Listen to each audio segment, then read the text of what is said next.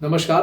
आज आप सभी का सत्य टीवी चैनल पर महर्षि दयानंद सरस्वती की जयंती के उपलक्ष्य में हम आपको शामिल कर रहे हैं और हम आज सभी को शुभकामनाएं देना चाहते हैं कि आप सभी जो महर्षि दयानंद सरस्वती थे उनके आचरण को, चरित्र को पढ़ें, सुने और उसका अनुसरण भी करें, क्योंकि वो बहुत ज्ञानी थे और करीब 1824 में उनका जन्म हुआ था और 1883 में वो शरीर छोड़ चुके थे।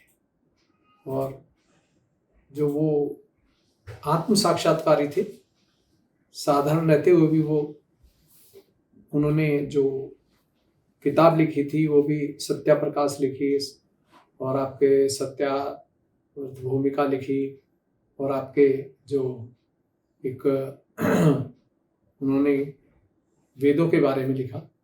तो ये सब चीज़ें जो बताया उन्होंने, ये एक साधारण इंसान नहीं बता सकता।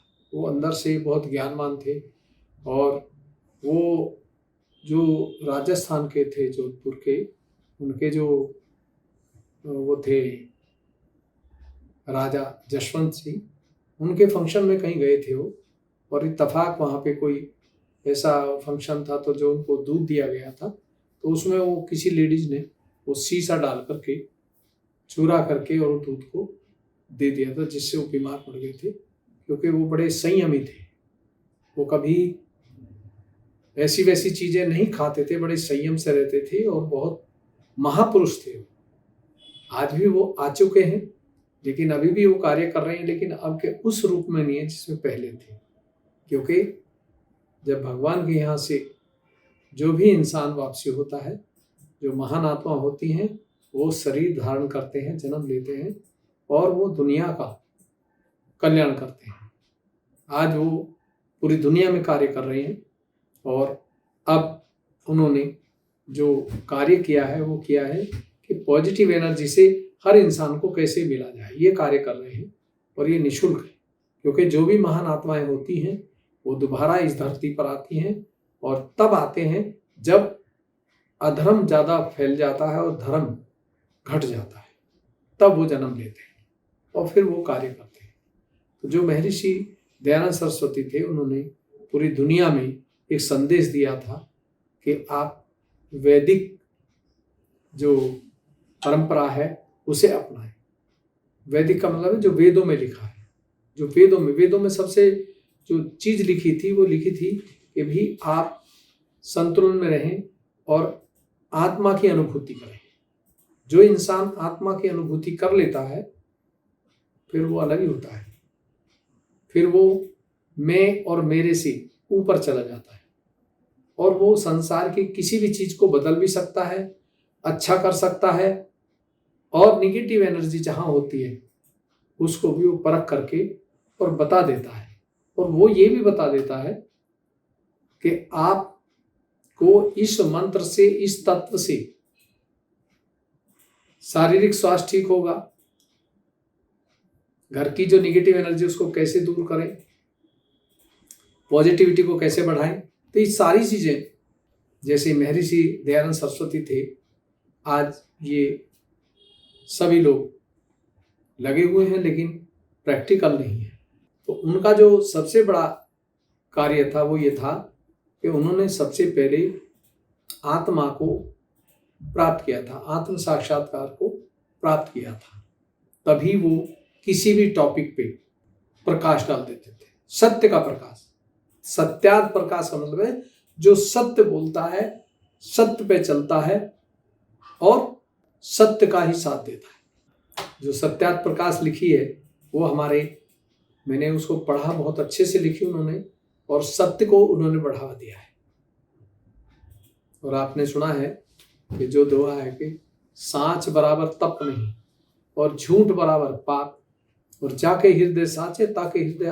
तो जो इंसान सत्य पे चलता है उसके साथ 24 घंटे भगवान रहते हैं और जो झूठ पे चलता है उसके साथ भगवान नहीं रहते हैं और फिर उसका जीवन भी ऐसे ही उथल पुथल में गुजर जाता है और उन्हें पता भी नहीं लगता है कि हमारा जीवन जो गुजरा है वो सही स्थिति में गुजरा है या खराब में। खराब तो दुनिया ही जानती है। अच्छी स्थिति वो होती है जिसमें स्वास्थ्य अच्छा हो, परिवार सुख शांति अमन में हो, और आपके पास जो आए उसको सुकून मिले। आप किसी के घर जाएं, किसी महफिल में जाएं, वहाँ पे लोगों को पॉजिटिव एनर्जी से जोड़ दें, जिससे वो खुद स्वयं के गुरु बने। तो जो विवेकानंद जी थे वो एक बहुत उच्च कोटि के एक समाज सुधारक कहिए, चाहे आप एक